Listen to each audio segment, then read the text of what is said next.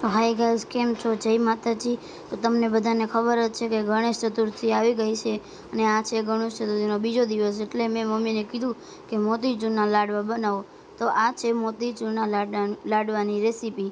તમે જોઈ શકો છો. ચણાનો લોટ, મીઠું ને બધું નાખવાનું અને પછી તેલ ગરમ કરીને એમાં બેટર જે બનાવ્યું હોય એમાં પેક કરીને રાખવાનું. જો આ થઈ તૈયાર, પછી ચાસણી બનાવી નાખવાની. તેમાં આપણે